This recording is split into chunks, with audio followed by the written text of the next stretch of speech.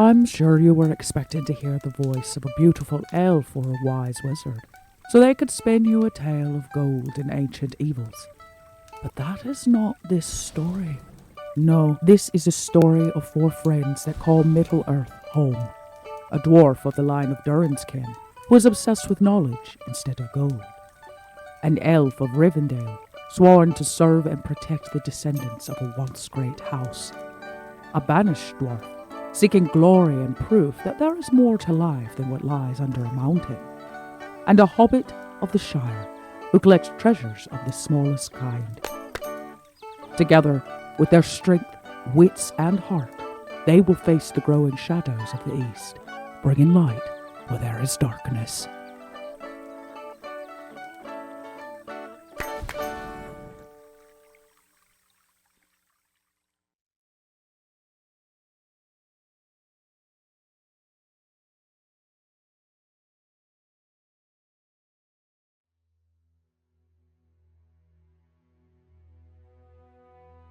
So, I'm all behind mounting up and hitting the road, but where are we going? But we're going to Rivendell. That's where you're all going. Oh, are we just now telling you that? It's fine. Well, I've heard stories. Well, me too, I ain't never seen it with me eyes, but I'm gonna. That being said, Yes. we should maybe keep it on the skinny, what we're carrying, and we give it over, to Lord Elrond, because so he can deal with it. This is way above, what I'm used to. Me and Willie, we just fix, he fixes fences, and I write stories. I came to this area to deal with Gorlot. Oh, what, we just gonna follow him all the way there? He's got a symbol after him. You know that? This is a symbol. He doesn't even have, that means he's important and probably strong. And we're gonna go, what, knocking on his front door? Yes. Okay, well, maybe we should just maybe think of a plan or seek counsel with Lord Elrond, so we can be best prepared to say, give Gorlank the walloping. All due respect, Lorfin. I don't see what the Elves of Rivendell have to do with the matters of our kin. They don't necessarily, but you and I both know every time an ancient dwarven artifact resurfaces, the dwarves lose their damn minds and we die. Every time. And so, I'm just saying, I'm not gonna go toting it back into the mountain, if you know what I mean. I think this was a ruffian that just, or a wayward that was just passing through. You think a ruffian killed a ranger? Just out of nowhere, and then oops, there's Well, the issue is that I did not find any evidence that there was anyone else out about in the area. The bartender Jack said that he had seen Milor earlier that day. The only people who had come through between then and when we found his body were in the caravan. And he was gone more than one night, yeah? No. Alright, I've heard, and I think you're all correct. I may be being just a slight bit brash. Elvornith, I believe you have a point. We should observe. And I think that you and Willie are best suited for observing quietly. And Glowfrom, if you feel that it will help you in your endeavors, that we can break up. Okay, I'm just saying, I think it really will, see how it goes. And Willie, was there something else that you were saying? I'm so sorry if I cut you off. No, I just... Look, most people don't notice me. Even my own kin don't notice me. So if there's one thing that I'm going to be good at, it's going to be observing and finding out information for us. And not rushing in with a sword blazing. we cut down the road to the east, where we see the caravan, and we see a hooded figure communing just off the side of the road in the bushes and shrubbery that one Glowfrom had mentioned previously, whispering and discussing something. And in front of this person, this hooded figure, is an amorphous cloud-like shape that seems to be almost moving in the breeze, and you see a skeletal hand reach out of this cloud and sort of deposit something into the hand of this hooded figure. As it disappears and absconds into the night, the hooded figure returns to the caravan.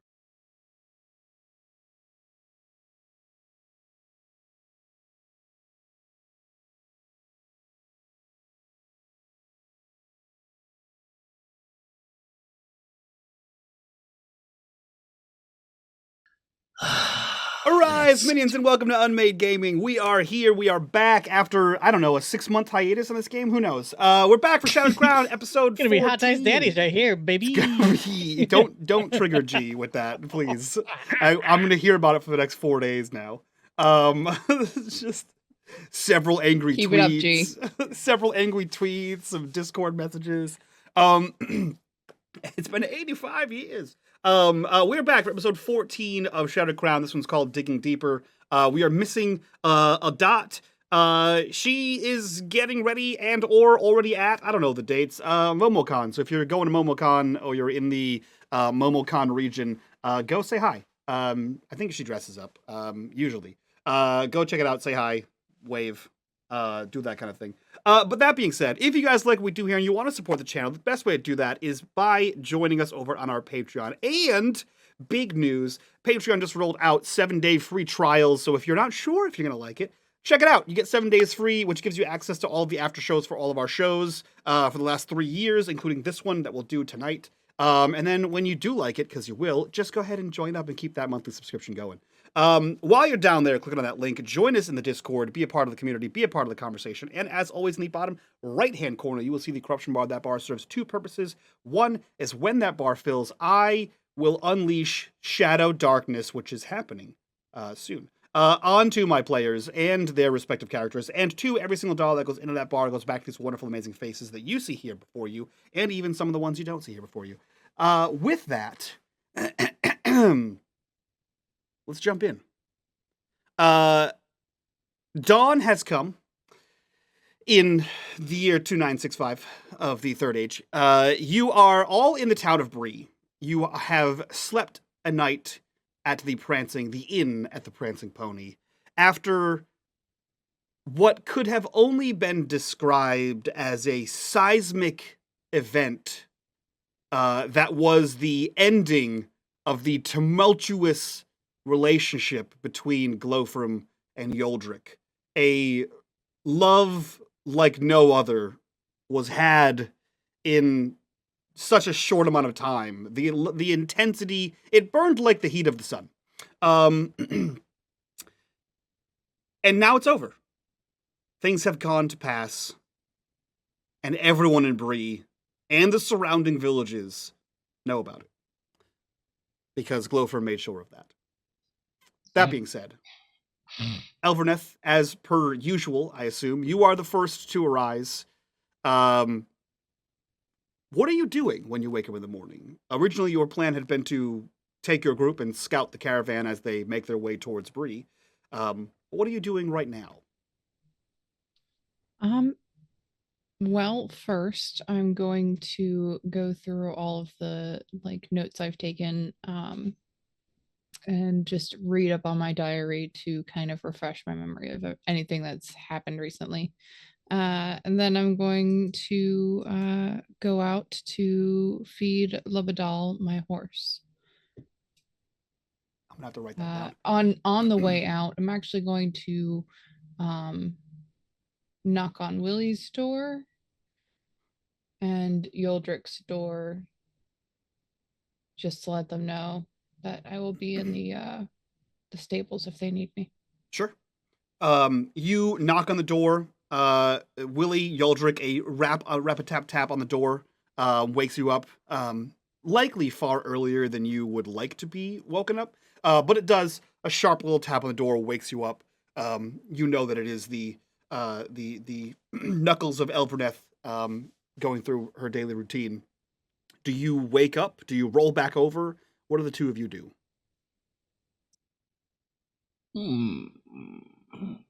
I think, this cover that Glowfrom gave me is useful for one thing. People will understand if I drink early, so I'm gonna get up and go to find some place to get a little drink to start my day. Perfect. Yeah. I think it's Barnabas. Barnabas does not have a time frame on when the drinking starts or ends. If he's awake or one of his bartenders is awake, which is usually him, the ale is flowing. So you head out of your room through the common area and into the Prancing Pony at large, where you see he is cleaning up the tables and resetting chairs and doing the like from the night before, the rousing ruckus that happened last night. He kind of sees you sidle up towards the bar. He kind of nods to you, and a minute or so later, he walks behind there and pulls you a draft before sliding the pint in front of you. And he just kind of looks at you, looks back up towards the rooms, and he says, good luck. Appreciate it. She is a tough. Yeah. And he just sort of claps you on the shoulder, as his offer of good luck and condolences, having seen Glowfrom's presence in the bar for quite a few nights. Hard act to follow, that one. Trust me, even when she leaves, it is a hard act to follow. The tales they'll be told of that dwarf. The things she said would make a grown man blush. I don't know whether to give my condolences or congratulations, but either way, whatever you need, Master Dwarf. And he pulls a second draft down and just sort of like gives a like wry smile and places a second pint down in front of you, and just sort of taps the bar like a, yep, I got a time to mosey, and he goes back to like cleaning up the common area, leaving you to have your two ales, your two breakfast pints. Willie, your door was also knocked upon. What are you doing, you little criminal? Oh, well, not crimes. I think. So defensive. Well, you pointed all the fingers at me. I think Willie will go ahead and get up and, just to get cleaned up a little bit, fix up, get all dressed and ready for the day, and head on into the Prancing Pony so he can get a couple of sausages and some eggs. Yeah, you do so. You head down there. You see that Yoldrick is rocking 2 pints in front of him.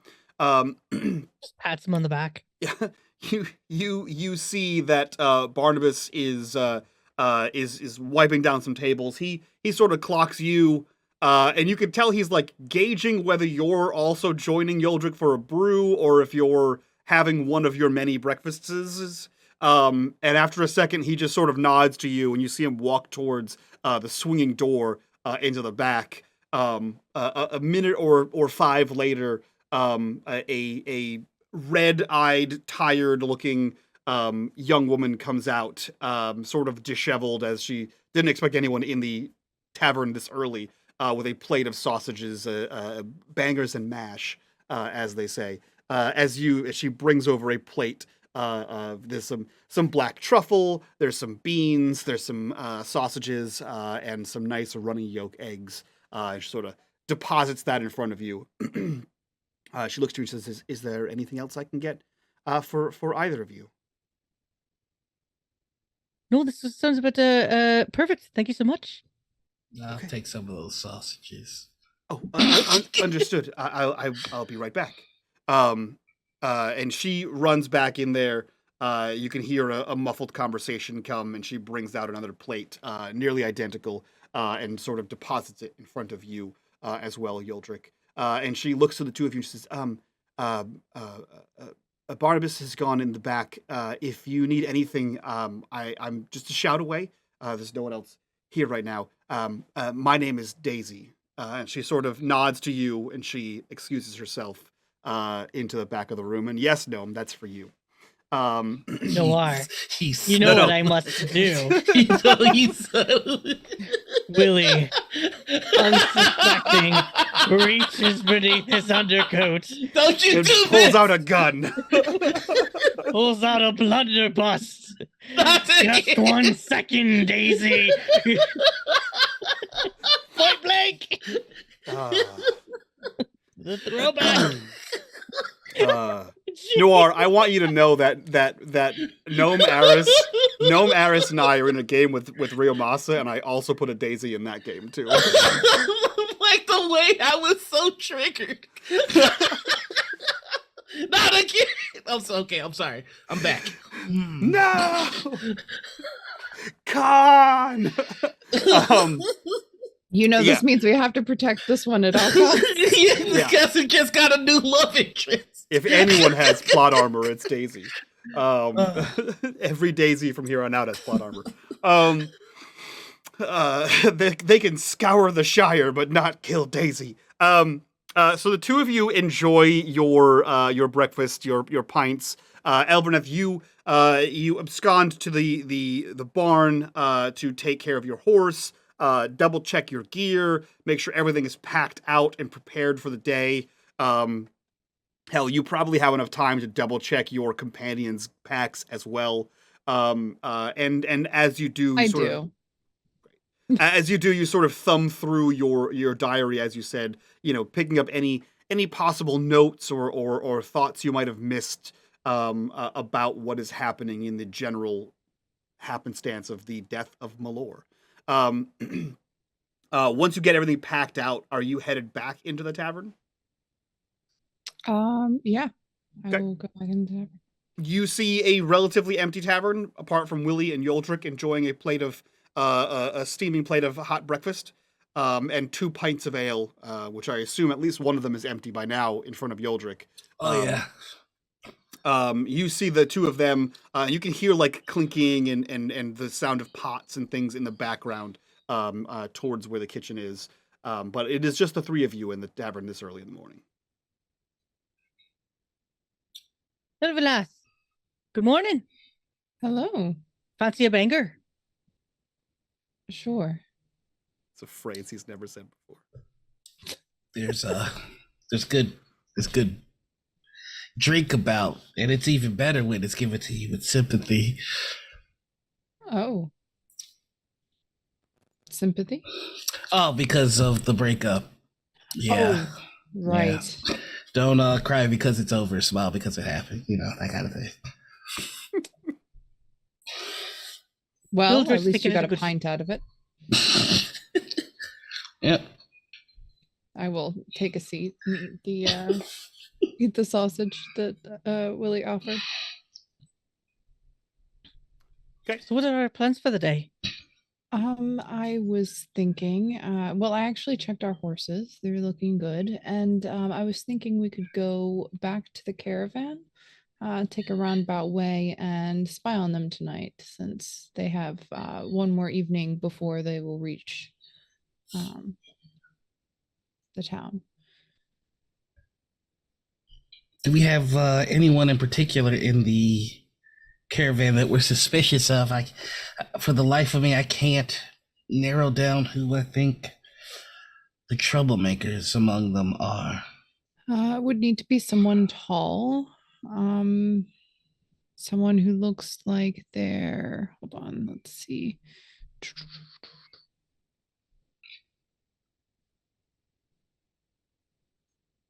Yeah, someone taller than Jack, so about my height or taller. And that's really it. Anyone looks like they're sneaking off into the dark tonight, or acting like they're about to hurt someone. I'm not entirely sure. So it's our plan to stalk them from a distance, because you may want to take the lead on that if that's the plan. I'm not very quiet. Even when I try, I jingle. A lot of metal parts and muscle. Your muscles jingle jangle? Yeah, my muscles make a lot of noise. Might want to see a doctor for it. Oh, it's I've just never from heard of that age. before. It's okay. You mentioned the height thing, and I got a little self-conscious, so I just wanted to remind everyone that I have a lot of muscles. Yildrick, I was going to I was going to tell you that you're probably skilled enough that you could forego your armor at least while we're sneaking around, and maybe carry it with you so you don't make as much noise.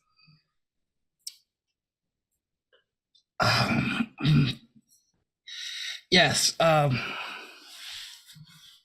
That I suppose. Well, I mean, it would still make noise if I have it in my. If there's a potential battle, I don't feel comfortable not being in my armor. That's fair. It's one of the first pieces that I've ever repaired myself as well. It has sentimental value. Quite grand armor. Thank you. And I did not mean any disrespect. I simply thought that I mean, you are obviously hardy enough and very skilled with your axe. So foregoing the armor wouldn't put you at quite a disadvantage. Maybe not as much as you think. Yes, I suppose. I counter, and of course, no hostilities taken. I'm a sprinter. Most dwarves we're good at sprinting. I could follow a pace or 3 behind you, and should you give the signal that you need me, I run extraordinarily quickly with my armor on because of the muscles. It's a well-known fact that dwarves are sprinters. They're built for speed. Willie looks to Elverneth and like, should I say anything, or are we just letting that go? I don't see anything wrong with that plan. If you think you can, Yes. by all means, you know your abilities better than I do. Wonderful. Then I think we have ourselves a plan. Yes. I'll follow a couple paces behind, keep you in sight, of course. And should you give me any sign of trouble, I will come running, and I will remove whatever obstacle is in our way. Brilliant. So, and I unroll a small map of the area. It's like a small regional map, and kind of point out on the road about where I think the caravan will stop for the night, and pick a path that kind of circumvents the road itself and goes a little around there, so we can come at them from like the north. Very good. Roll me. First roll of the night. First roll back. Roll me travel. Travel. Okay. Travel.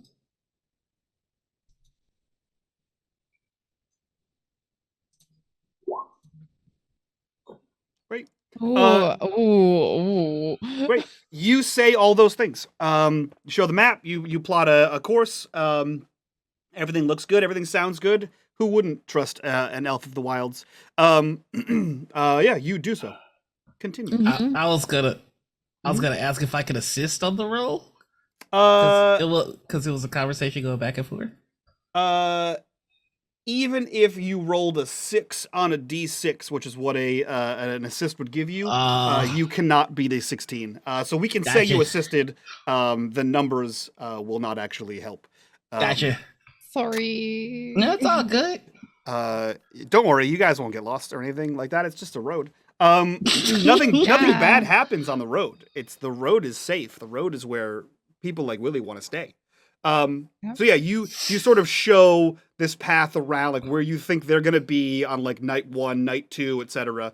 And how like you can follow the road, kind of deviate off of that, and loop back around into some of the hedges in the Verge, to find them. Cool. This is gonna go well. You'll be fine. Yeah. Be fine. Roll 20s at it again. You'll be We fine. thought if we gave you a whole month to get your stuff together. We gave you a break. Danny.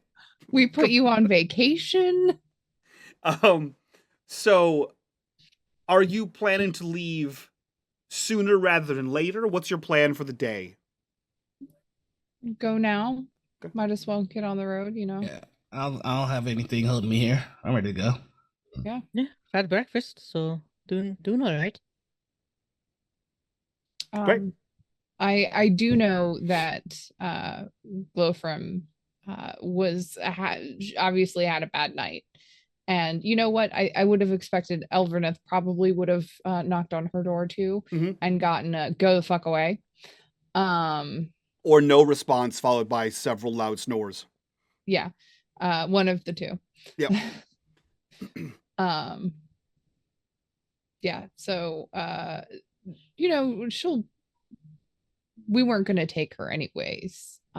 So she'll be here when we get back. Of course. Or yes. she'll wake up and insist on meeting us on the road. Yeah, she'll charge right in. Wouldn't even be the first dwarf to do it. So the three of you, horses already packed, path laid out before you, safe path, obviously. The three of you finish your ale, your food. Willie, I assume you save whatever scraps might be left of it to have later as a road snack. And the three of you head off. Now, you knew that riding a little bit aggressively from the Forbidden Inn back to Bree got you there in a day. You can take a fairly leisurely pace. You know that at most they may be halfway, probably a quarter to a third of the way from the old inn to Bree. So you tell me, at what pace are you taking this? You just sort of casually riding your horses around? Or are you trying to get there as quick as possible? Probably get there a little quicker so we could find somewhere to like hide before they get to where we think they're going to camp. Okay. And if they don't, then we still have daylight to go find them. Okay. Perfect. I like that. So you mount your respective horses and ponies. You notice that Willie and Yoldrick, you notice that your saddlebags are in a far nicer state than you left them. Your mounts have already been bridled. They already have like the blanket and the saddle on them. It looks like it was already done for you by the mystical horse fairy, like the laundry fairy that just does laundry for you when you put it in the basket. Everything was done for you. And you begin to head out towards the road, realistically. Yeah. Elverneth leading the way. Elverneth, you lead down the Great East Road back in the direction you came the day before. At a relative, clip. You're not sprinting with the horses, but you're also not like cantering down the street, right? You head towards the east, and you kind of pull out your map just for reference, just for frame of reference to what you had said before, and you start to lead off of the Great East Road into the Chetwood. Now the Chetwood, it borders the town of Combi, which is one of the small villages in the vicinity of Bree. It's what makes up one of the, I think, 4 or 5 villages in the Bree lands. The Chetwood is a small forest realm that borders Combi and Arquette, the two of the other towns, and is on the eastern side of the Midgewater Marshes. It is a place you have passed through before. In fact, you passed through a little bit of it when you guys had ventured to the Midgewater Marshes. And this is a good enough place as any to get off the road, sort of disguise your tracks, and loop around to a position in which you can spy on the caravan. As you enter into the Chetwood, I would like everyone to roll me an awareness.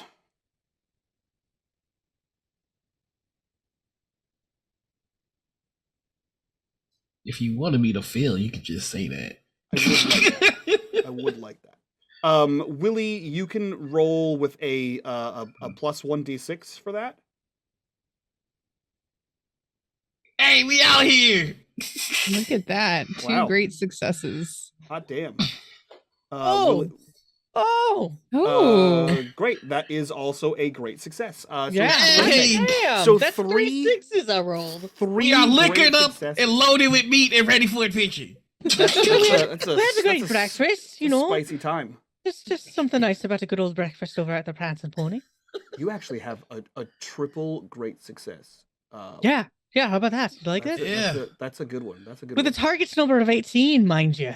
Yeah. You just that fucking high. that bonus 6 is what got you in there. Outstanding. Okay, cool. Let's play this out. Yoldrick, we'll start with you. Yoldrick, you are as you enter the Chetwood, there are roots and vines, and you have to slow down to that canter, right, with the pony. If not, lead the pony on foot as you do so. There is an almost familiar feeling here inside the Chetwood. As a dwarf, you're not an avid forest dweller. You don't avoid them, but you know a canopy above your head is nothing like a canopy of stone, right? Yeah. There is something about this wood that has an almost familiar feeling, like you've been here before, but you know you haven't. There's no reason for you to go into the Chetwood.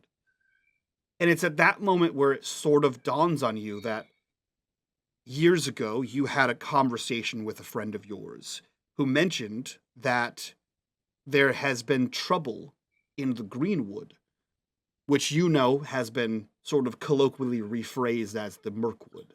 That there is some sort of spider infestation. You know that there were some untoward events at the ruins of Dol Guldur that have left a stain on the Mirkwood. And there is something nagging at the back of your head. Like the small hairs on the back of your neck stand. There's something uneasy here in the Chetwood. That is what you notice. Elverneth. Oh, good. I was just gonna say the party would see that Yodrick immediately goes to grab his axe. Okay. Elverneth, you march through on horseback, easily navigating with your horse without having to actually dismount and lead. And at first, this wood, the Chetwood, there is so much more of a human presence here than the Trollshaws or the forests around the Hidden Valley. There's that feeling of almost like it's been tainted by the touch of man.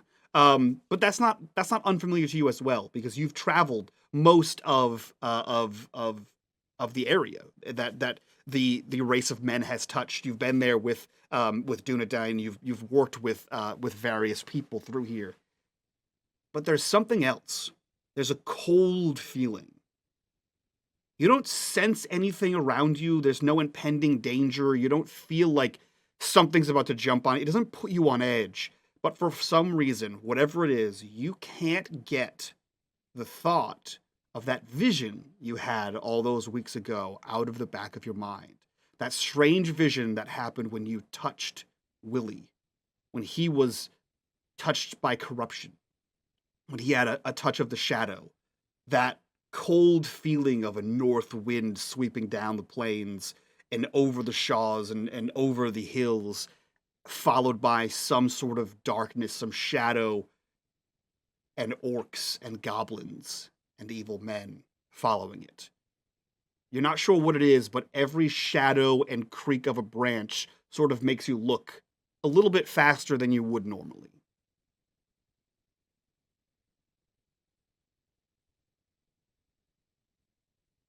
Willie, you're having a great time.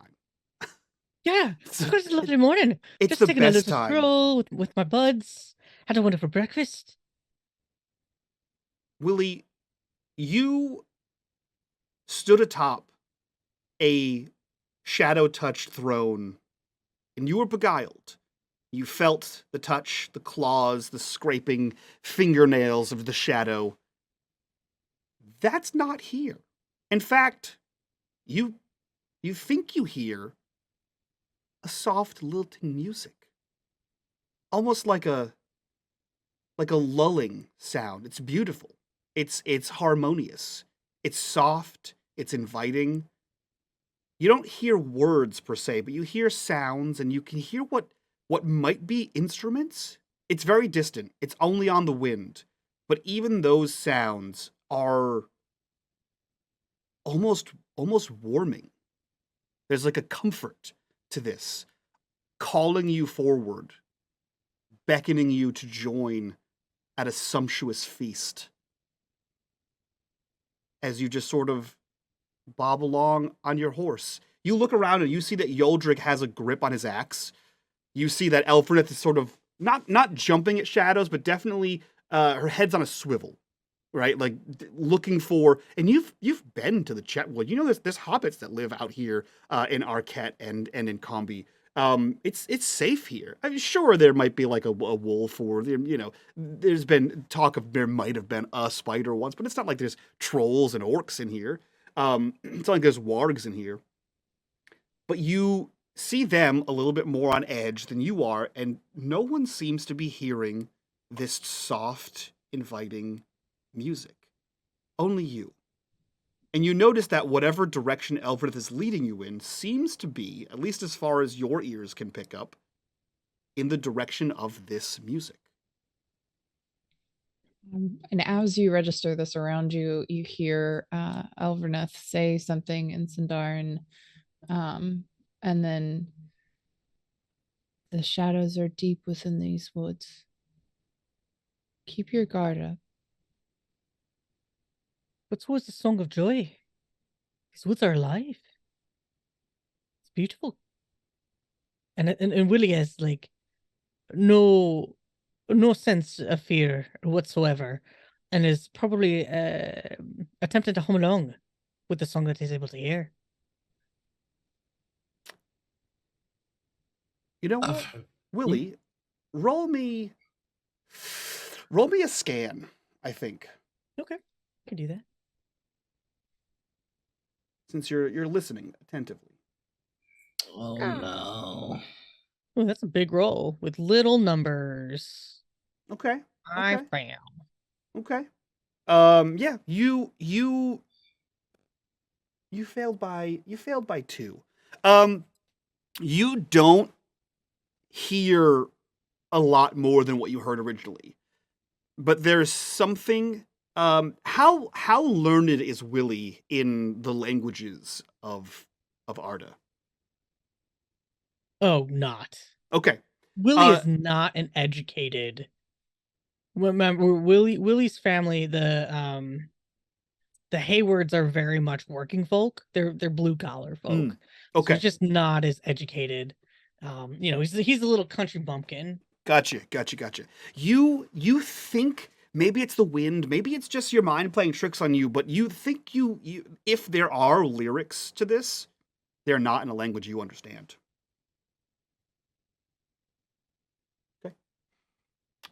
do you all continue making your way through the Chetwood? I think I would turn to Willie and go, if you're hearing the music from here, then it's most likely something that you don't want to carry on with. I've heard tell of this place, and there's nothing here but evil. What do you mean that there's nothing here but evil?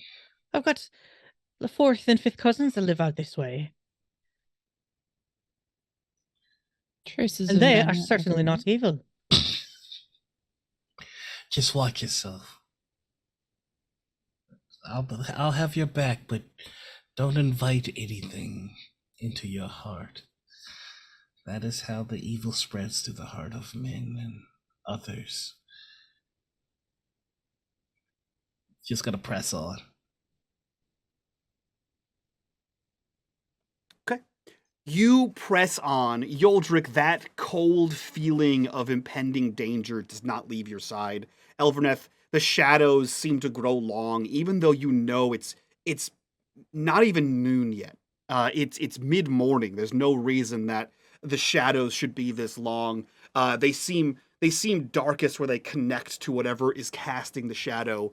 And it's at this point, Willie, that perhaps it is the edge that your companions have, but there is a creeping feeling that is slowly tingling up your spine. That cold chill when someone accidentally leaves the window open and you catch a draft unexpectedly. As the three of you make your way through the Chetwood, things seem darker. Willie, that song still plays, whatever this sound on the wind is, whatever this comforting tone is. But the Chetwood itself seems to grow darker. It seems to grow colder. It's almost as if the canopy has stretched wider and is sort of blocking out the sun.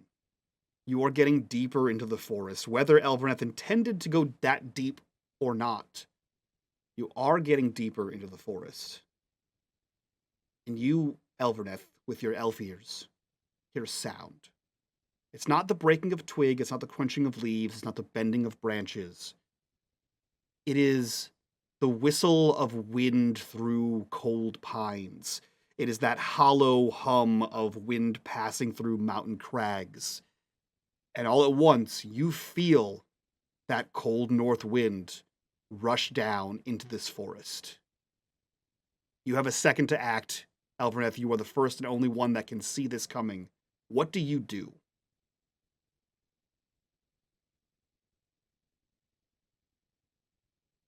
I draw my bow and point it in that direction, and I say, run. Willie, Yoldrick, you hear run. You see Elverneth pull out her bow, knock it back. You have a second. What do you do?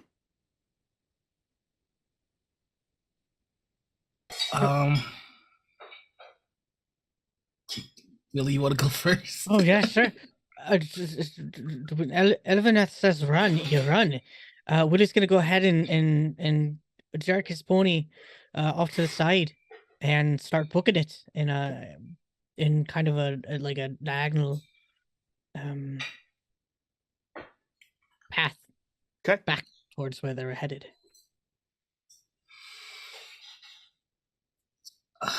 True to my word, I'm going to sprint. I'm just deciding which way to sprint, towards the problem or away from the problem. Okay. But I am going to trust Alavornith. He said to run, so I'm going to run the opposite direction. Okay. The two of you tug the reins. That's as fast as you can act. You tug the reins and your horse sort of jostles to the side and begins to rotate as all of your ears are pierced with a as this sound explodes from the northern side of this forest. you feel an intense wave of cold air as if you were at the base of a mountain, and this just washes over you. Elverneth, you see all of the shadows sort of leap up around you and start to coalesce into a form. You begin to see gangly bone-like arms extend outside of this thing and sort of lunge towards you. This thing doesn't have feet, it just sort of ends in a wisp, but you see the arms lead to these spindly shoulders, and you see this thin, like, spine-like neck just sort of extend past this thing and form this ghoulish skeletal head with blue, cold, like flickers of flame as eyes. You see this thing lunge up towards you. And then all of you, except for maybe Elverneth, need to block your eyes as they light the likes of the sun just explodes into this section of the forest. All of the shadows retreat back to their limbs. The canopy extends, opens, beams of sunlight come through, and you hear that again as whatever that was in front of you, Elverneth, fades. And immediately, whatever warmth Willie had mentioned, you are all just completely showered in. And Elverneth, you feel like you're home. And as the light recedes, you see an elf of Rivendell standing there. And as the light sort of fades back and back and back and back, you see a company of elves of Rivendell. The lead one is a woman, and she's holding up a talisman. And she looks to all of you, and she says, "What was that?"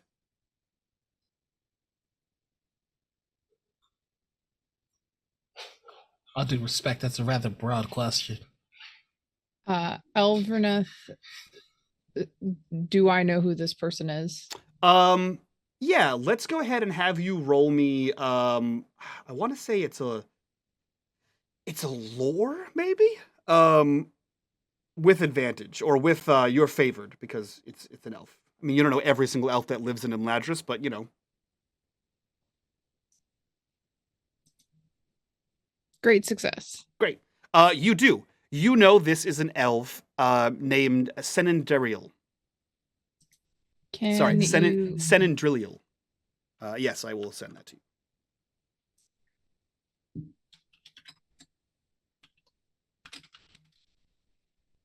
you. You have seen this elf before.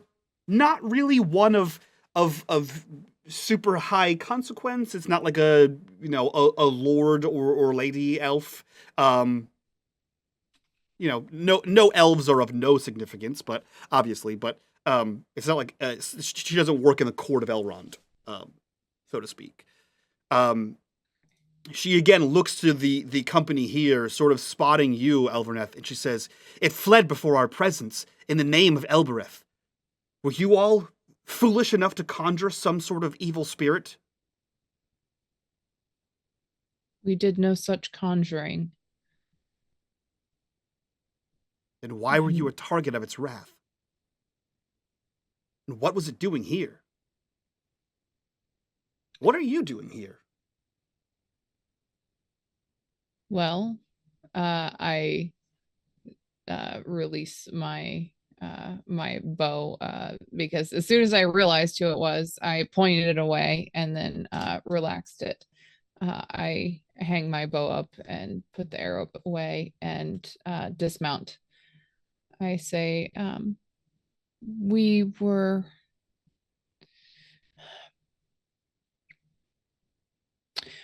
came across activity that pointed to wraiths, possibly. After intercepting a caravan, we were actually just circling back around to see if we could stalk the caravan to see what was going on and see if we could figure out who was conjuring the wraith. But we found the wraith instead, I believe. That was a wraith.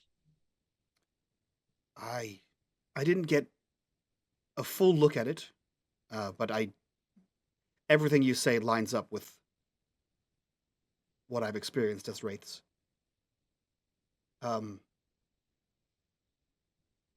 I apologize. My name is Sinendriliel. And you are? And I'm going to pause here as we enter a mechanic we have not used before. This is there's a word for it, an audience. This is an audience. These are the actual skill checks related to an RP moment. In this, there is a number of failures you can accept before they say, fuck off. And the more successes you get, the better off you are. All audiences start with a introduction. One of you can make the roll. I will affect that roll based on Elverneth's great success here. To start an introduction, you will either use courtesy, song, or awe to announce who your party is, who this company is. Because Elverneth rolled a great success, I will tell you, trying to inflict awe on a company of high elves probably won't get you far. So, if somebody would like to introduce the company with either courtesy or song, and let me know what you say, by all means. I'm pretty skilled in courtesy. I am not. It's a favored. I've got 2 points and it's favored. I have 1 point. In everything but awe. I've I got have nothing in awe. I've got 2 human points in every. I've got 2 points in awe and 1 point in everything else. So it sounds like, Willie, I need a Yeah. courtesy roll from you. We'll go ahead. We'll enact a courtesy roll. Willie will go ahead and clear his throat. In awe. I mean, these are elves of high, and have they just used magic? Elven magic it's just a sight that you don't get to see all the time. Even hanging around Elvenrath, we get to see it a little bit here and there, but to see it in full effect, to have it wash away the darkness, is quite a thing to experience. So I think Willie's introduction is going to be pretty straight from the heart and quite genuine. As he hops off of his horse or his pony, reins in hand, and kind of looks over to them and does a quite court bow. Masters, my name is Willahad Hayward. I am of the Shire, and these are my companions, Elvernath the Wise and Yoldrick the Muscled. And what Elvernath said is true. We have encountered rather quite a bit of darkness, and we're trying to find the source of it. Normally our party is a little bit bigger, but we've had a little bit of heartbreak, unfortunately. So our other dwarven companion isn't here today. It's quite a good fortune that you were to have been here. We're we're indebted to you. If there's anything that I can do or provide, I'd more than happy to offer hospitality. Even here in this woods, if you're hungry, I've got some great sausages. I will make you that roll. Please roll courtesy. Can roll well. Oh my god! And you said I get a bonus. I did not say that. Oh, okay. You said we get a bonus because of Elverneth. Yeah, the bonus was don't roll awe. Oh, okay, don't roll awe. Oh, no. Nope, so close. Ooh. It was the sausages that It was threw the off. sausages. I Yep. will say, because it is a mechanic we don't often use, and we have had a few weeks off, you can spend hope to add a bonus yeah. D6. I've got a shit ton You can of hope. spend any number of hope to add bonus D6s. Yeah, I'm gonna. Oh, not. I'm gonna put that down. I have 17 fucking hope. I'm gonna Yeah. go ahead and roll one. Yeah, you're full of hope. You're a hobbit. I'm a hobbit. How do you have so much goddamn hope? Oh, nailed it! Whew. Barely. Literally the number you. That's The number twice. that's needed. That's twice today that you rolled exactly the number you needed to just barely pass. Really working on that. Really okay. had us on a roll today. Kinda. Yeah, the bonus for Elverneth was the it straight up says attempting to use awe automatically fails regardless of your roll. Yeah, that's amazing. There's no, I don't think we're an awe-inspiring party. These stuck-up elves. I fought a dragon. That should be something. Yoldrick actually has he's just as awesome as Willie is courteous. Oh, that's amazing. I love that. So just the different kinds of charisma, you know. You see Senandrilial like sounds so weird. Not in a condescending way. You see her bend the knee, and she brings herself down closer to your level. And whatever you have, like an outstretched hand or something, she greets you in kind. And sort of shakes your hand, or if you offered a sausage, she'll take it just for. She doesn't eat it because she doesn't eat meat. But you see her take this thing as a gesture of goodwill, and she stands back and she says, "I understand. I felt the fell presence of something of the Wraith world. My companions and I were remiss if we'd be remiss if we didn't attempt some sort of reconnaissance. It's not our purpose here, but we wouldn't want that to fall into the surrounding area of the Brelands. Please, come with us. We were taking a break. Let's get out of here, and we'll bring you back to the clearing in which we are currently stationed. Please, by all means." And you see she like beckons with you, and is definitely not really like, is not so much asking in a way that's like, "Please come with me." It's more of like I'm going, you're welcome to follow me kind of thing. And she turns, and the rest of her company, which you count like six other elves here, Elverneth, none of which you recognize the names of. And she begins to lead, if you all follow, through the Chetwood. And Elverneth, perhaps it is like you're so used to seeing it, and there's that level of like comfort now that there's a bunch of other elves, you don't really notice it. But Willie for sure, and Yoldrick probably, it's as if the shadows move around them. It's as if they themselves are sort of almost producing some level of incandescence as they move through the forest back to here. As they lead you towards a small clearing. And you see that there are not exactly what I would consider like tables, but there's definitely like low something, like a spread. There's like a blanket, a sort of a tablecloth, and there's food, and there's plates, and there's cups, and there's jugs of mulled wine, and there's food on these plates. It looks like a tiny woodland feast. And you see that there are like almost like these lanterns hanging from the tree, like the boughs of the trees, sort of producing like a very faint light around here, like barely more than the sun produced naturally, despite there being a large canopy here, as you are all led towards this clearing. Are we still able to maintain sight of the caravan? So you have not. So where you were is you followed the road. You went into the woods to loop back around to the caravan. You know that the caravan's going to be on the road. So even if you overshoot it, all you have to do is walk backwards. So you were never in sight of the caravan at this moment.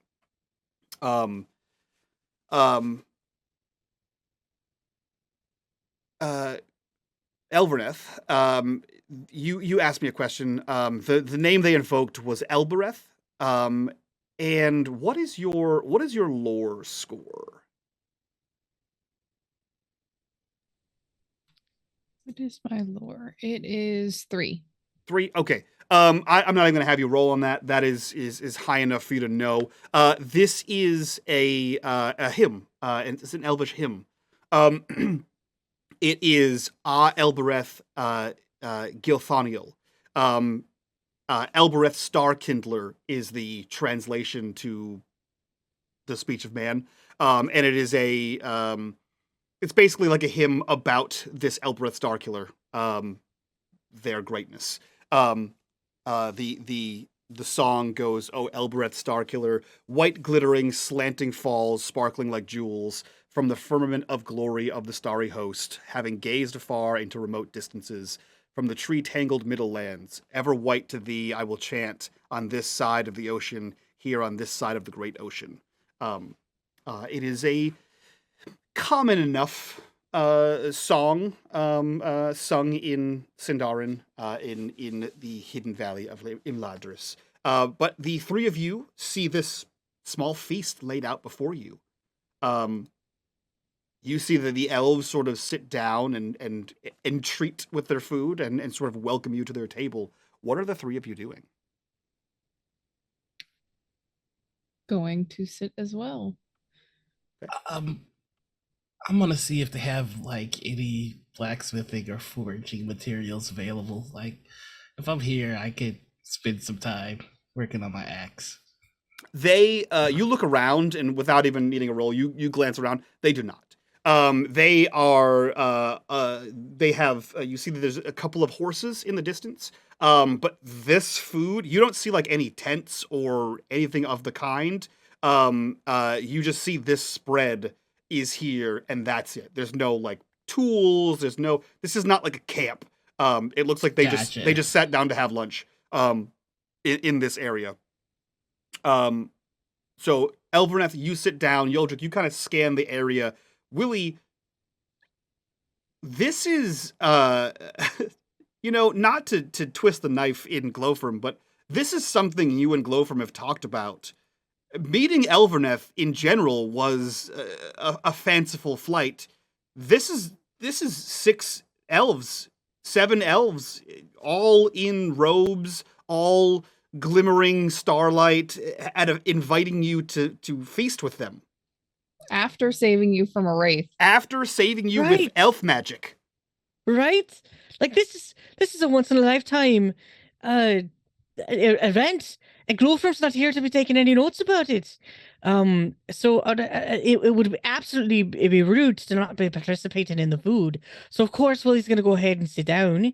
Pat the pony up on their snoot a little bit and take a seat. And kind of mimic what the elves are doing.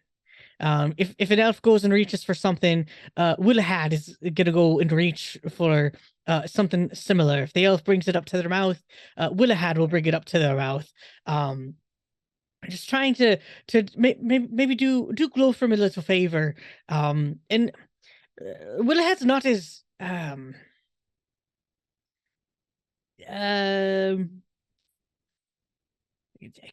curious isn't the right word. Inquisitive. As Glowfirm is. So he's not going to be the one that's going to be asking the questions, but he is one to have a keen eye. And so he'll be paying attention to like all of the little movements that they're making, the way that their robes are adorned, and the way that their hair is done, so that he'll be able to report back to Glowfirm what she missed.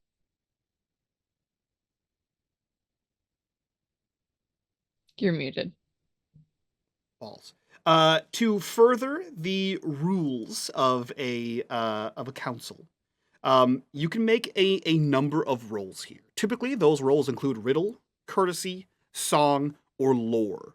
The number of successes you get here will allow for more information from the counseled party. The number of failures has a certain level cap, and once you hit that number of failures, they are done talking to you. Is the most basic version of these rules. So Sinandrilio sits down. She notes that Yoldrick looks around. Elvin sits down. Willie looks around, pets the horse, sits, and she. A couple grapes, an olive here and there. Very, very demure. And she looks across the table at a strange company you keep, Elverneth. And then she addresses you and says, "You spoke of an evil. You spoke of a shadow and a caravan. Do you mind telling me what you saw?" Of course. and much more eloquently than I, Eris, can do, Elverneth will essentially recap the story of the the troll, as well as the trip out to the basically our whole adventure, the trip out to the troll, what we saw there, and then the trip out to the Barrow Downs and what we saw there, which prompted this trip to go speak with oh, what was his name? Malord. Malord. Malor. Yeah. When trying to go speak with Malor, which is where we ran into this wraith. And I would kind of sum it all up with, we have run into darkness at every step of the way, it seems, over the past few months. Not invoking it, however, finding it frequently. Okay. In this recap, you can basically use any kind of talking skills. When hearten, insight, persuade, riddle, song, courtesy, right? Those kind of things. Can I use lore?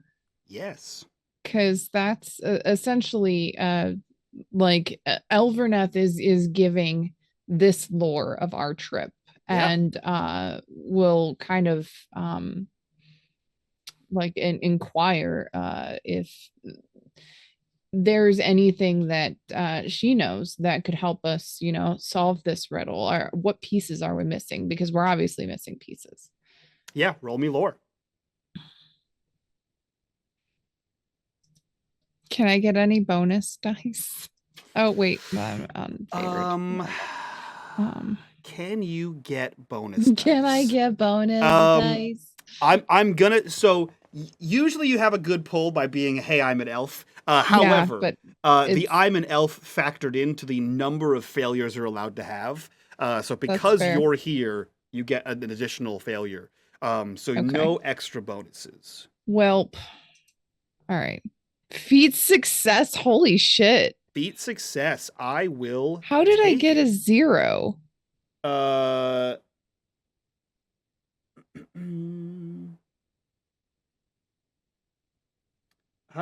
did you should have a 25 or a 22 rather, should be your total. Okay. But maybe that's the mechanics of the thing. So if you get a feat success, it doesn't matter what any of the dice means. If you get a 12 on the feat die, it succeeds. That's fair. Maybe that's it. Yeah, so 22 doesn't matter when it's a feat success. It's just a resounding success. Okay, interesting. I have to think on that. Because feat successes are very important. Willie and Yoldrick, what are you doing in this moment as well? Oof. I think I'm trying to find a drink, see if anybody has any spare ale. I'll probably end up with wine here. There is wine here, yes. Unfortunately, you have found yourself within the good graces of the high elves of Imladris, and there is no ale of comparison for a dwarven tongue, but there is delicious wine here. Wine unlike that you have tasted ever before in your life. Yeah, I think he's just gonna down. If he's offered it, he's just gonna down it and just kind of offhandedly say, you know, I got part of the reason I was exiled is because of my friendship with the elves.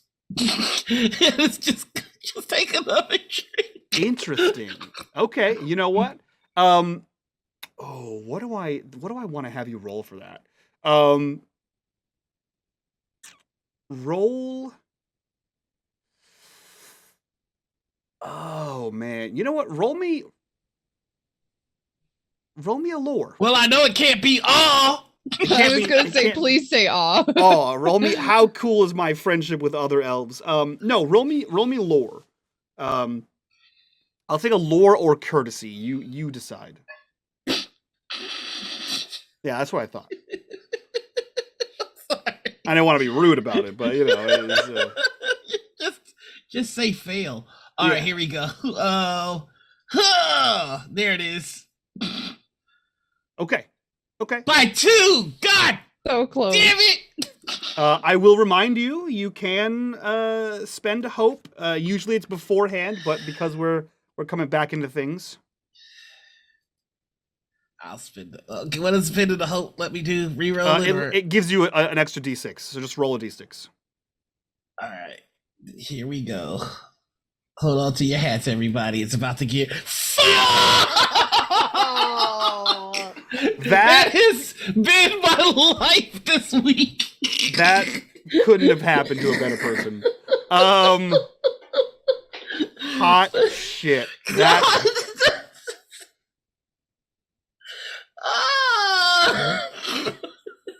Wow. Let's That just was revel. some bullshit. Let's just revel in that moment there. That was a fucking time. Holy goodness. Okay. Oh. I can't spend another hope, can I?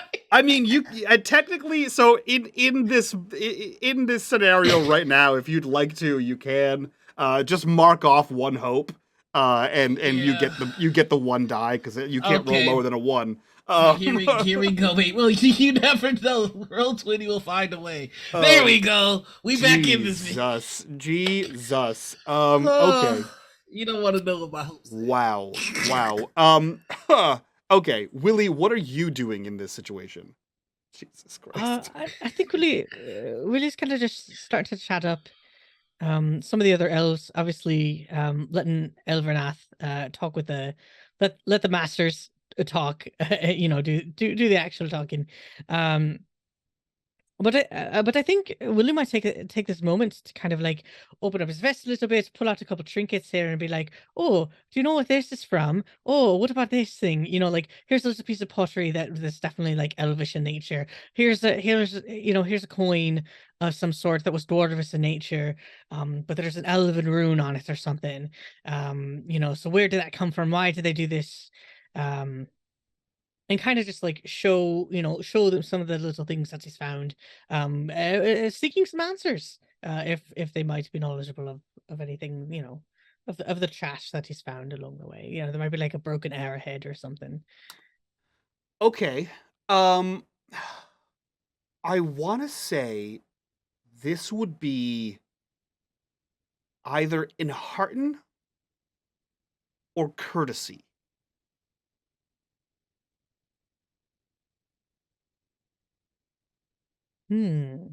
I'm better at courtesy, but I also do feel like enhearten's a good one. Okay.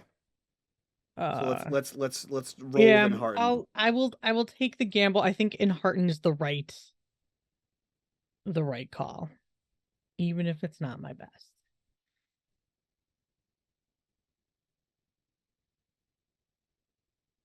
Ooh, that's great. Okay. So that is 1 in the failure column. That is a feat success and a regular success in the in the success column. And this literally goes on until you guys hit the either they get bored of your conversation or you hit the failure margin. So you are asking them. The other elves are entreating with you, Willie. They are discussing your pieces. Yoldrick, you are plied with alcohol. And as long as you don't do anything ostentatious, that continues. And Elveneth, as you sit, which is a hard ask, I know, Noir. You sit with Senendrilio as all of this is happening. And she takes in your story with varied levels of concern, depending on where you are in it, as it were. And she looks to you and she says,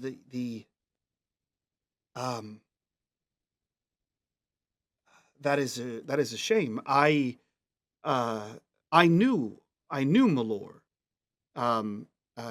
He rarely ever joined in our merriment, but his heart was true, and it grieves me to hear that he is no longer with us. it would be a worthy deed to bring justice to his murderers, but if I know Malor, he would be the first to remind you that justice is a fleeting shadow, and there is more woe and weeping in Middle-earth than there are triumphs. Long have we contended with the enemy, and often in vain. We're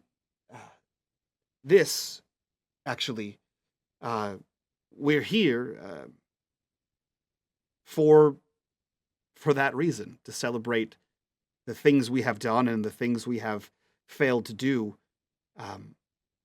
I am acting both as an escort and also an attendant of this company. We are traveling west to the Grey Havens. This will be one of our last meals here in Middle-earth. We intend to return to the warm embrace. But perhaps your quest will be successful. And if it is so, then we shall rejoice. However, and she leans over to wherever to meet you, whether you're on the same side or across the table, and sort of places a gentle, reassuring hand on your hand and wrist, and she says, "Remember, as sad as this is, mortality is the gift of men, and his passing may be part of the greater design, one not intended by the murderer."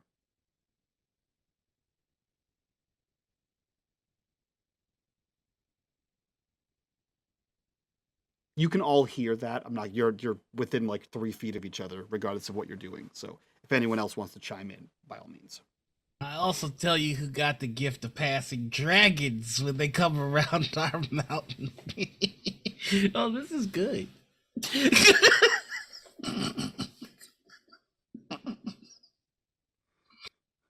One failure. Just call the elves out. I'm not helping you fight a dragon. I'm just saying, it was a problem. We took care of it. Not saying that anybody showed up late to the party. Just, Yoldrick rolls off. Fails immediately. Yes. So Sinandrilial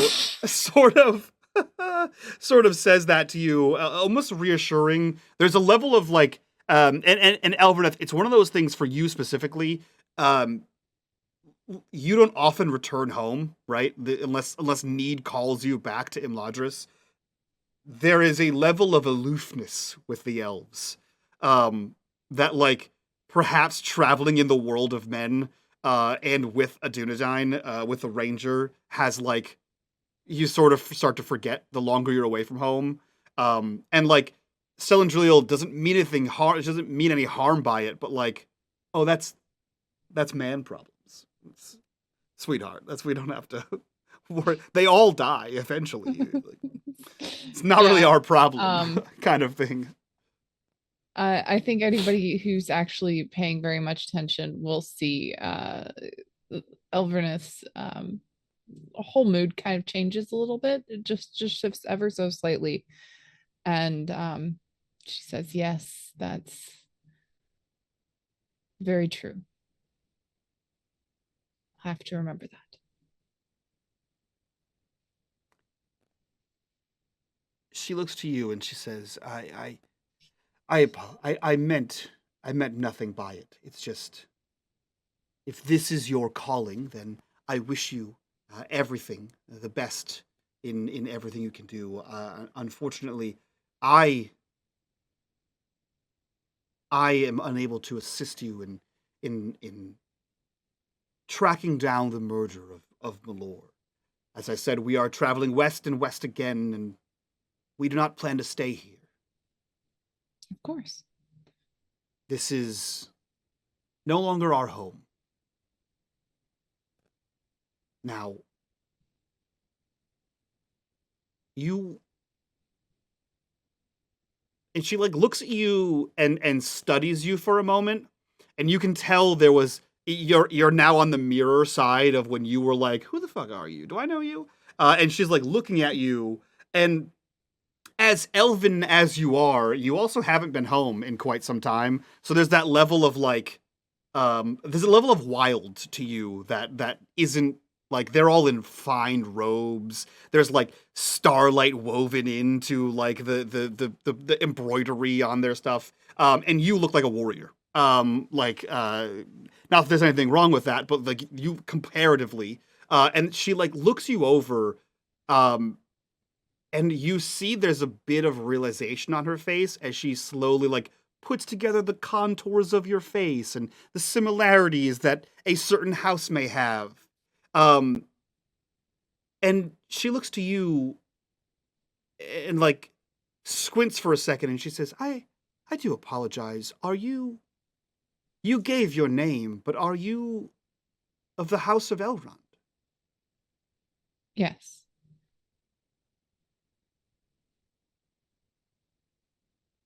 I apologize for any dismissive words I may have. I understand that your task has been given to you by Elrond himself, and it is not for me to understand your undertaking. It is unfortunate that I am unable to assist you in any real way, but I would be remiss if I didn't let you know that I am aware of the caravan that you speak of. We have seen them from a distance. There is a treasure there within the caravan. A power that is familiar to some in my company. We knew that this item had come out of a Region some time ago, but not its form. But I would tell you, I would caution you, it is a trap.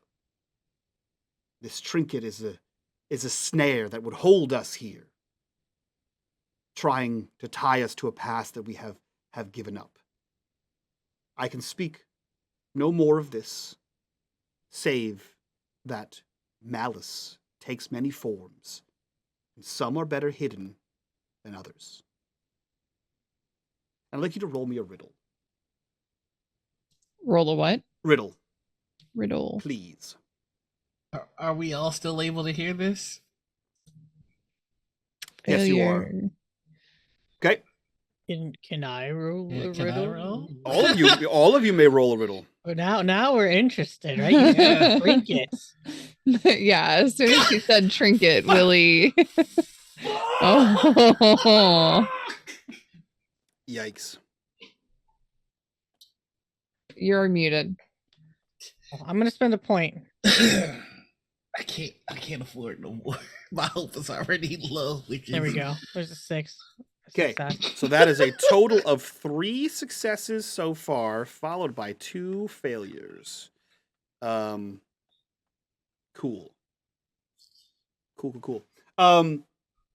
Yeah, so you hear that and all of your ears perk up, right? Willie, you are a fan of trinkets. Trinkets are your bread and butter. And something about elves, an elven trinket. You may not be a very learned elf, but with a friend like Glowfram who doesn't shut up about books, you know that Eregion is is in southern-ish Eriador. It is somewhere near the Enidwaith in Minharaeth. That's in the general vicinity. It's ruins now. It's not there. It was an elven city. It's one of the great elven cities. You know, with a single success, it is an elven city of smiths. What that translates to now, you're not entirely sure. What you've never seen elven smithery, other than what Elverneth carries. You've heard tale of the power of elven smiths, but for them to be aware of an item that came out of a Region means it is beyond the third age. This is something from the second age, perhaps earlier. For them to believe that there's some sort of malice connected to this, and for it to have such a powerful pull as to keep them from their journey west into the Grey Havens.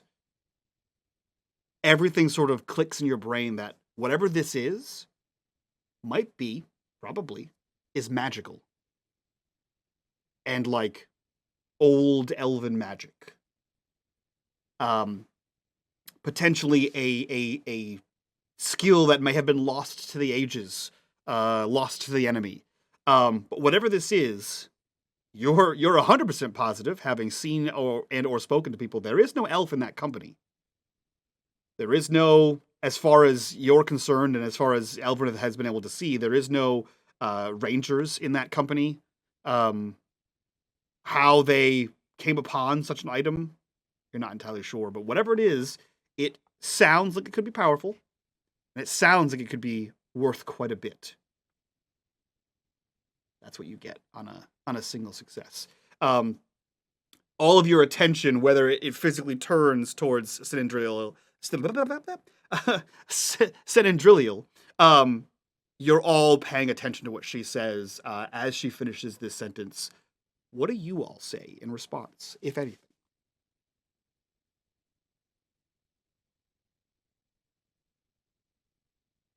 Willie won't say a thing, or we'll keep his mouth shut about what he's kind of thinking that object might be. In Sindarin,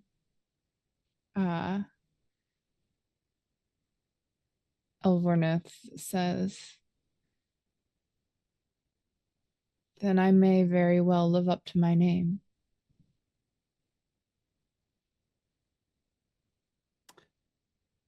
She smiles, and she gives you a gesture, not like she like in a gesture, she's sort of, there's almost like a lament of like, perhaps you will, and that's sad to her for whatever reason. Like it is in her mind, it is every elf's goal to leave and go back. And you have chosen for quite some time not to, and to live up to your name in a capacity that involves this could mean that you die here, which is one of the worst fates for an elf. She looks to you and she says, well, until such time, by all means, please enjoy what merriment we have left to offer before we make our way. And she offers you like a small plate, and there's like berries and nuts and cheeses and things like that. Like it's very charcuterie sans any of the meat. And everything about it reminds you of home. And you can hear that the other elves, the conversation sort of goes to like mundane things. They're you can see that Willie's like showing off buttons and thimbles and arrowheads and other things. And they're you can see, and whether he can or not, they're sort of it's like a kid showing you his Pokemon cards, and you're like, oh my, this is adorable. And what does this one do? There's a little bit of condescension with everyone else here. And the same thing goes for Yoldrick. He's telling stories, and they're pouring more wine. You can get you get a glimpse of, they think it's a game of, if we keep plying the dwarf with fancy wine, let's see what he'll do next, right? Will he dance? And Let me tell you about the Battle of the Five Armies. Now, I gotta tell you, I grew up with a friend that was an elf, and we spar from time to time, but you fuckers are tricky when it's a fight to the death. Hearing about how horrible it is for you to die here makes me feel really bad, because I brought that nightmare to many of you. No, I'm kidding. Keep us. And if King Bard didn't shoot that dragon out of the sky, I would have leapt from the tallest building. Myself. My beard hairs we're melting from the breath, the last breath of smog. I tell you what. I said, strap me to the bow and shoot me at it. Jesus Christ. Such a dwarvish thing to do. I love it. Oh God, what a blustery dwarf that Yeldrick is. So the conversations sort of continue, and you can tell Senendril isn't like steering the conversation away from your topic. She seems like she'll continue answering, but she's not actively giving anything out. So if you want anything more from her, any of you want any more from anybody, you kind of have to pull it out of them.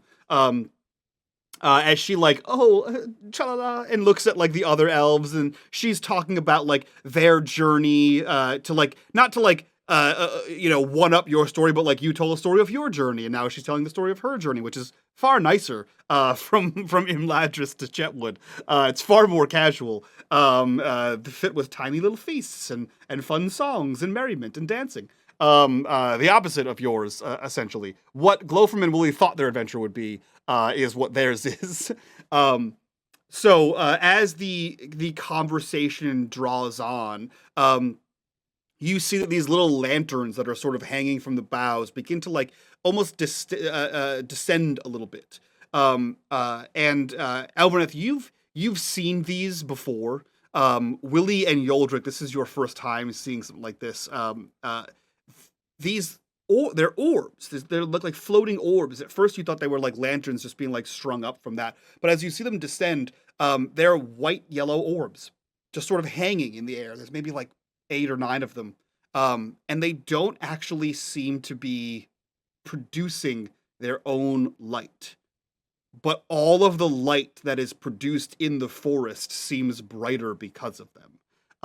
Even the lighting here is lit by elven magic, which is, Yoldrick, you may have fought an elf and with elves and befriended one, but They charged me with a moose! The king himself, Thranduil, but you've never been welcomed inside the elven kingdom because they're xenophobes and they don't let people inside. In the Mirkwood, especially in the Greenwood, they're not about that life.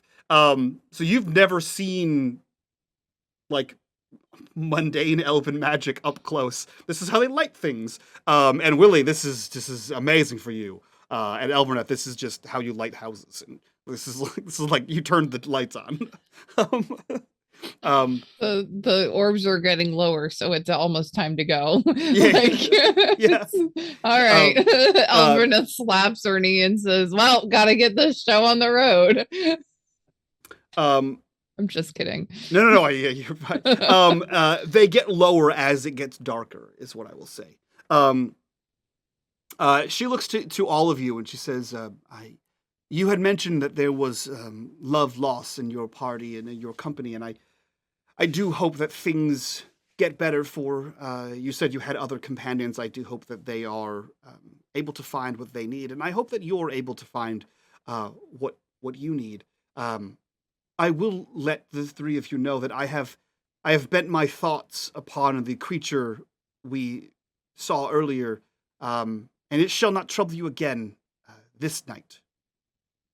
It dwells far away, but I believe it came when it was called. There was some sort of living will behind it, a shadowed soul. Be careful where you go from here, but as long as you stay within our bounds, this creature shall not trouble you. That is our gift to you.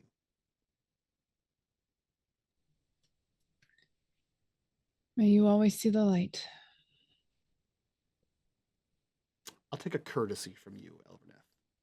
How come none of these guys have a moose?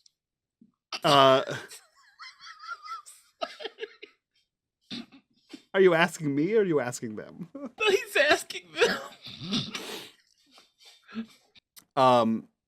She turns and looks to you and she says, I assume that you are speaking of King Thranduil's stag. Biggest damn thing I've ever seen in my life. It is an uncommon mount. When we need them, we typically use horses, wild, and It sent my cousin flying 60 feet in the air. It was terrifying and hilarious. I am impressed that your cousin remains among the living. Oh no, he died upon impact. That makes far more sense. Yes. Well, my condolences. It's fine. It was war. I can only imagine. And you can tell she says that with the utmost sincerity. That she can only imagine what that is like. With that, roll me a so that is a courtesy from Elverneth. That is going to be a, you know what? It's going to be a song from Yoldrick. Yeah. That moose killed my cousin. Yeah, Elverneth is kind of done with this conversation anyways. Okay. So yeah. Oh my gosh. That makes I sense. fucking love this for you, Noah. So good. Yeah, you are singing tales of battles once lost. I'm kidding. Let's go, Noah. Jesus. You my buddy. Willie, you Next see time. the orbs descend, and you see the conversation is sort of moving back to like mundanity. You see that Elverneth has sort of disengaged, and Yoldrick seems to be on his shit, as the dwarves say. What are you doing in this moment? You get a feeling that things may be coming to a close. Lady Senadrilia,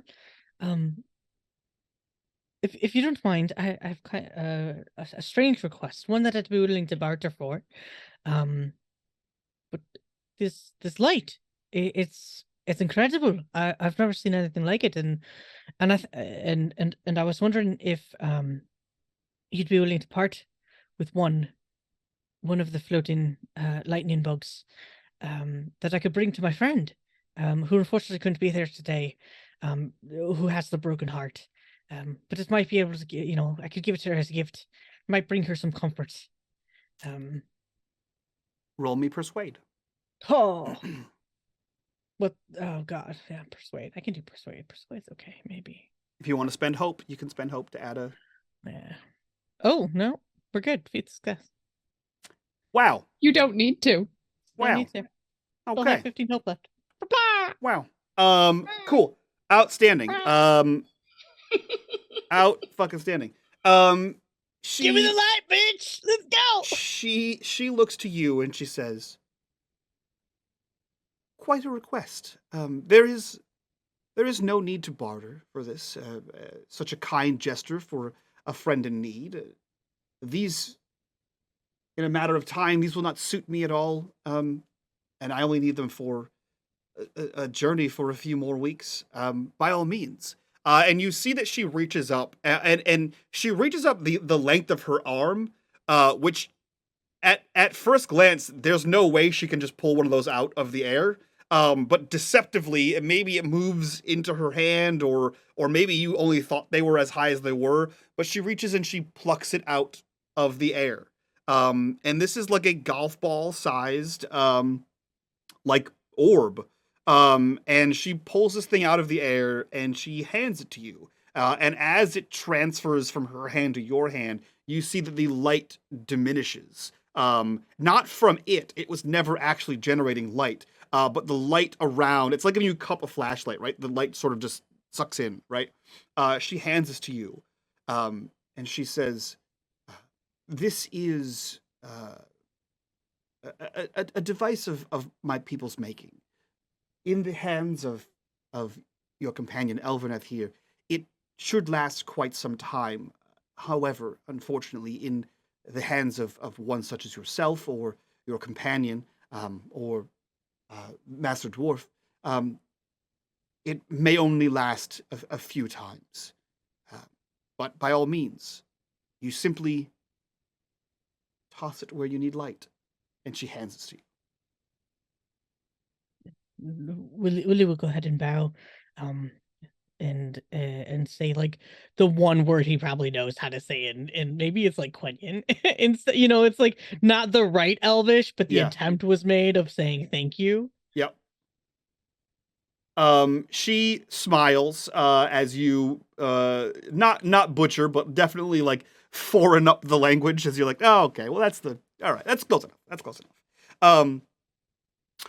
She smiles and reciprocates in Sindarin, so as to, not say you got it wrong.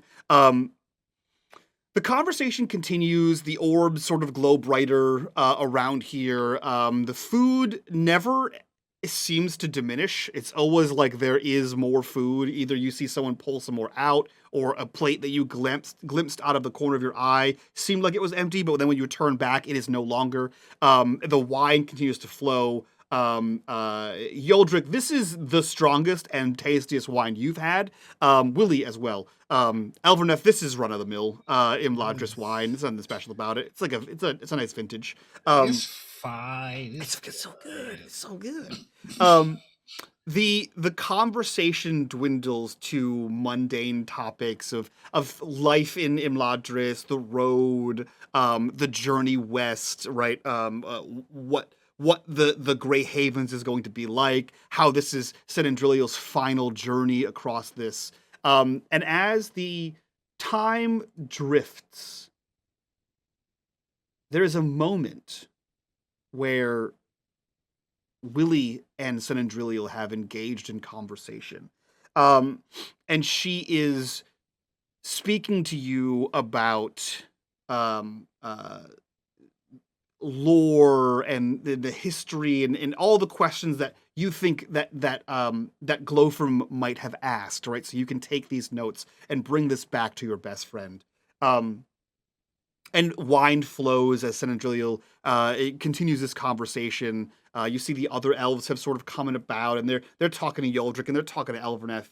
And you see she sort of leans towards you, and she is several feet taller than you, right, being an elf, but there's something about her that is almost looming as she leans forward into this conversation. It's almost as though her presence is larger as she leans forward to you, and she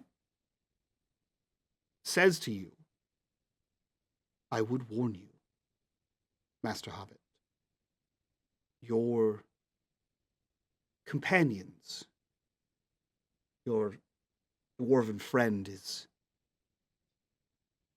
blusterous, verbose, a showman. I believe your elven companion has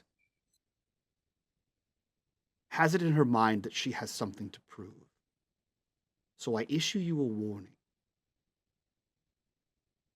There is a ring of power in that caravan.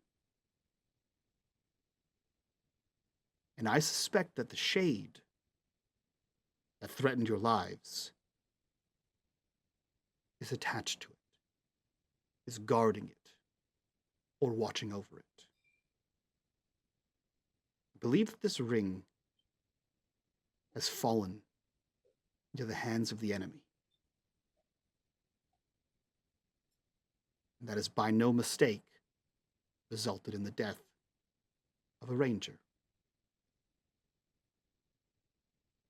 You seem the most even-headed, but you are walking into danger that I'm not sure any of you are prepared for.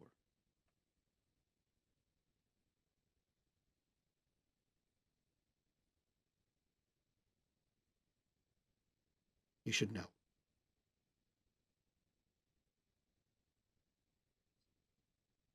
Thank you. And she leans back, and all of that foreboding presence is gone. And she, almost as if like on cue, leans back and throws out the ending of a story or a joke. that you had not been telling, or she had not been telling, and laughs mirthfully. It sort of fills the air, and everything else feels normal as you are alone, left with this strange moment that just happened. And no one else seems to have noticed.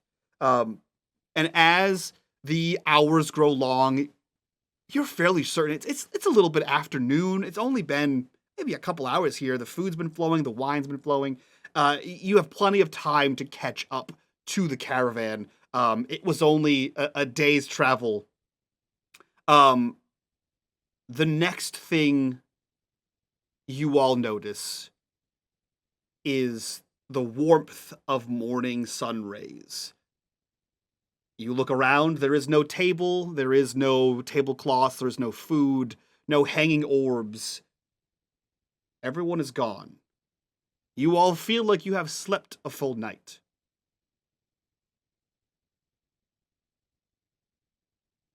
What do? Your horses are where you tied them up. I didn't get to tell him about the chainsaw catapult that I designed during the war, but that's okay. Let's go. We should probably catch up with the caravan. Agreed. What if don't you think it would be better if Glowfrom were with us too? You know, just in case.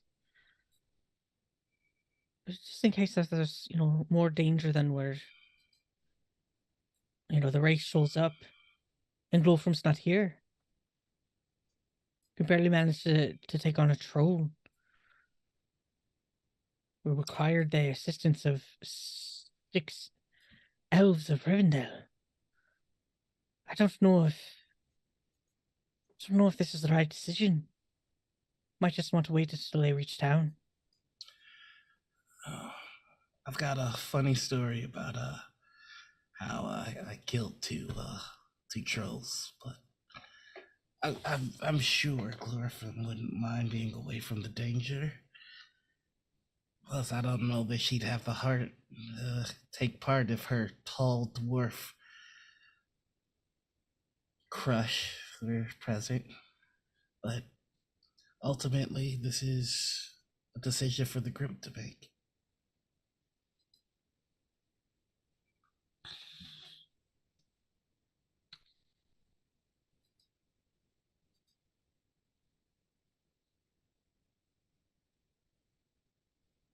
Perhaps you are right, Willie.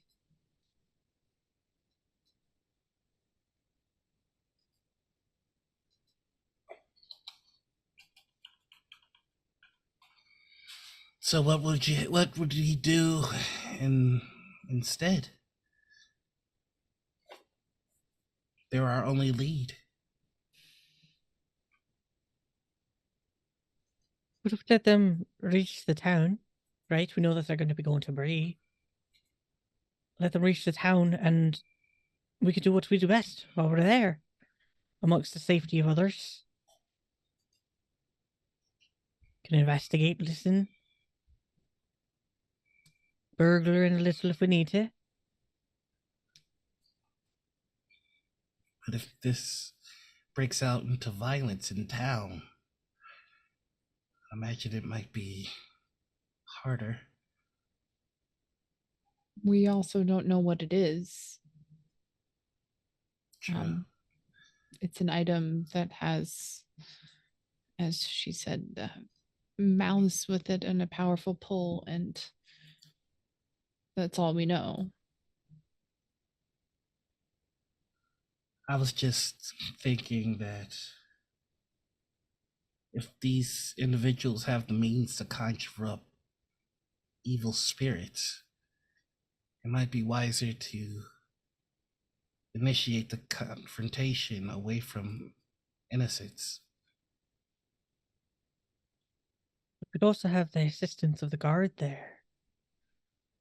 More numbers. It's only 3 of us. I could barely lift my own sword. Much as I want to help in a fight. I'm just one hobbit. Well, something like a wraith won't matter if there are 3 guards or 50. And can we be sure that the guards will take our side?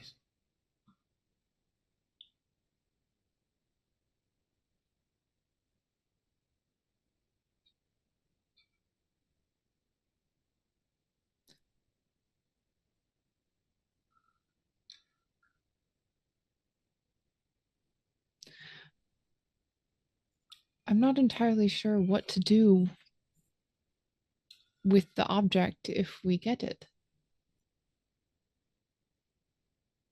I mean, how would we even find it? Oh. All right. What if we don't initiate any conflict? But to your point, Willie, we could use the time to survey and try and take the item through sleight of hand, burgling, as it were.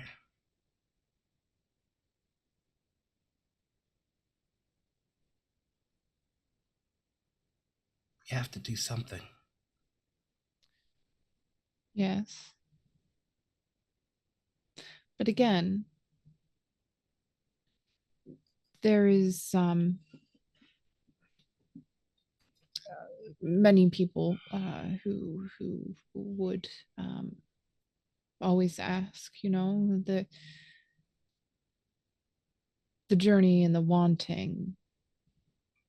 What do you do when your dreams come true? When the thing you asked for is in your grasp, what then?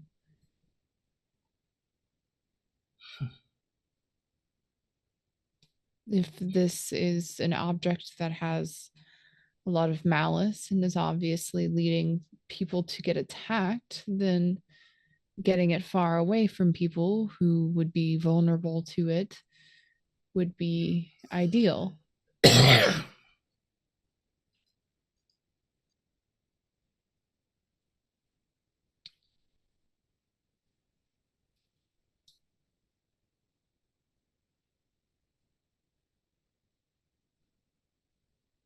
Well, I think the one thing that we are in agreement on is that we won't be facing them today.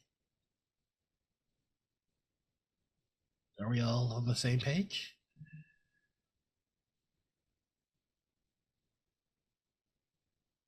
All right.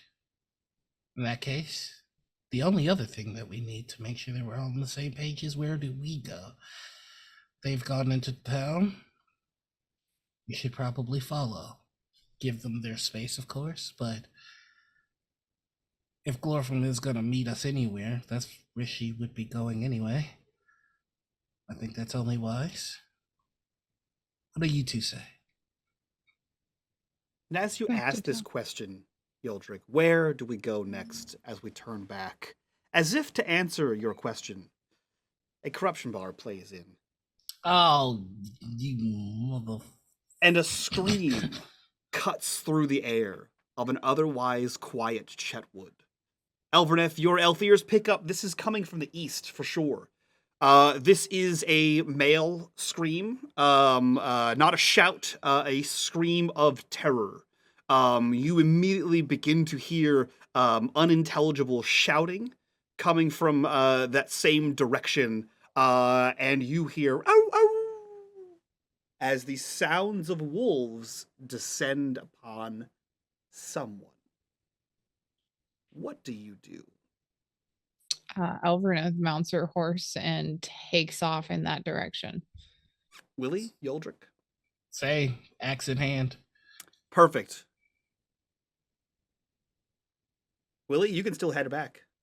No, Elvernath is taken off. I don't want to be left in. I don't know the way back. We're not on the road. You cleared that mind. You got me. You got me there. The three of you mount your horses and ponies with great speed as you head towards the source of this scream.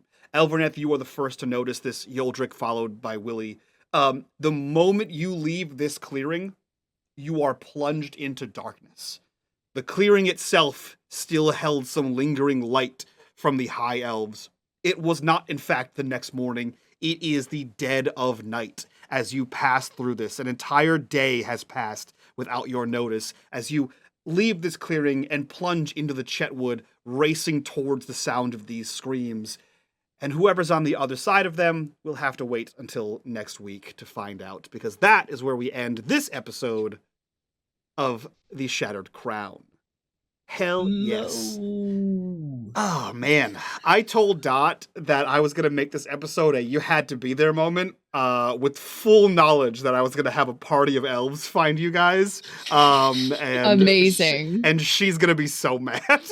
You had to be there. It was the whole party of elves. You had to have been there. They gave us food. They had glowy lights. It was a crazy time. Hey, Too we bad. tripped out for a while. Too bad you were sleeping. Yo, Jit Oh, quite no. literally turned up. Yeah, he did.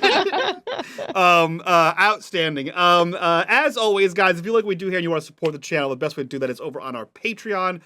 Right now, there's a 7-day free trial at the $5 tier where you can get access to all of our after shows for the last 3 years, including the one we're about to do tonight. And while you're down there, click on the Discord link. Join us in the community. Join us in the Discord. Be a part of the community. Be a part of the conversation. It's my first time streaming, guys. I don't know if you know this, but I've never done this before. Thank you guys for being here. Thank you for that corruption bar. I have some more, and they're in combat next week, so don't you worry. Let's go around, do our introductions so we can get the hell out of here and do our after show, and get that shit uploaded to Patreon for you guys. We will start with Aris. Aris, who are you? Where can we find you? What are you up to? Hello, I'm Erisavad. I make things. You can find the things that I make at erisavad.com. Currently, I have a huge sale going on. Everything on my website is up to 30% off. All sorts of stuff from jewelry to dice bags and desk mats and all sorts of stuff. Go check it out, please. Hell yeah. Tell all your absolutely. friends. Also, you have a new, I don't know if you still have it. I could be talking out of my ass here. You made a tarot bag, which is pretty freaking cool. Yeah, there's a few in stock. They are on sale as well. So go check them out. There's a whole bunch of new stuff in my store. So if you haven't checked it out in the last week, there's stuff in there you haven't seen yet. Go check it out. Speaking of also making new stuff, Gnome, who are you? Where can we find you on the internet? What are you up to? Nothing. I'm on the internet. But I have a also, morning talk Liar, show. you have a Ko-fi store. yeah, I was gonna say, do. but you have Yeah, a I morning don't show at a know. coffee store. Yeah, I make art now. I don't know. It's a phase probably, but we'll see how long it lasts. Can I tell you guys how much I hate that the guy who made the coffee website came out and said it's Ko-fi, and not coffee? Ugh. That's like GIF It's and GIF. Ko-fi. Yeah, well, I thought it was like coffee, like the coffee cup, and it was like buy a creator a coffee, right? Like for the price Yeah. of a coffee. And he's like, no, it's like Ko-fi. it's Ko-fi, and I'm like, no, it isn't. Shut your No, mouth. it's not. Shut the fuck It's up. like- Yo, It's some like- it's people GIF. deserve to be put in lockers. Like, so just these tech nerds are getting out of control. Like, GIF, Ko-fi, get out of here. Yeah, so go check out. Gnome has like stickers and like printy things. I don't know what they're called. What are they called? Stampy, printy? Help me out here, buddy. Planet You Cut. make them.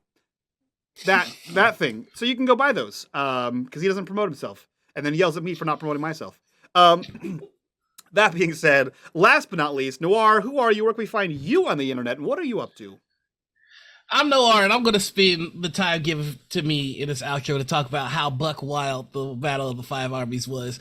They had a chainsaw catapult. I didn't make that up. They shot chain like saws, and then they split up and just wrecked house on the elves.